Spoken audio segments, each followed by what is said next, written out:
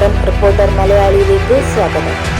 കർണാടകയിലെ ഷിരൂരിൽ മണ്ണിടിച്ചിലിൽ മരിച്ച കോഴിക്കോട് സ്വദേശി അർജുന്റെ കുടുംബത്തിന് സർക്കാർ ധനസഹായം പ്രഖ്യാപിച്ചു.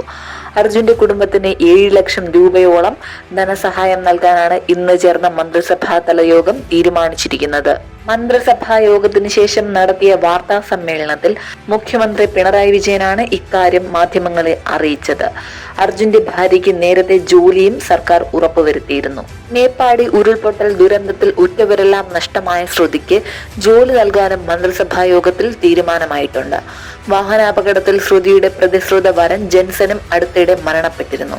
ഈ സാഹചര്യത്തിലാണ് ശ്രുതിയുടേത് പ്രത്യേക കേസായി എടുത്ത് സർക്കാർ സഹായം പ്രഖ്യാപിച്ചത്. അതോടൊപ്പം വയനാട് ഉരുൾപൊട്ടലിനെ തുടർന്ന് മാതാപിതാക്കളെ നഷ്ടമായവർക്ക് ധനസഹായം നൽകാനും മന്ത്രിസഭായോഗം തീരുമാനിച്ചു.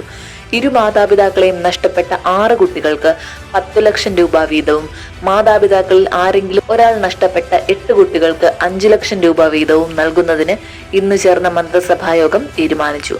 വനിതാ ശിശുവികസന വകുപ്പായിരിക്കും ഇത് നൽകുക. അതേസമയം വയനാട് ദുരന്തത്തിൽ കേന്ദ്ര സർക്കാരിന്റെ ഭാഗത്തു നിന്നും സഹായമൊന്നും ലഭിച്ചിട്ടില്ലെന്ന് മുഖ്യമന്ത്രി വ്യക്തമാക്കി. കൂടുതൽ വാർത്തകൾക്കായി ഈ ചാനൽ സബ്സ്ക്രൈബ് ചെയ്യുക.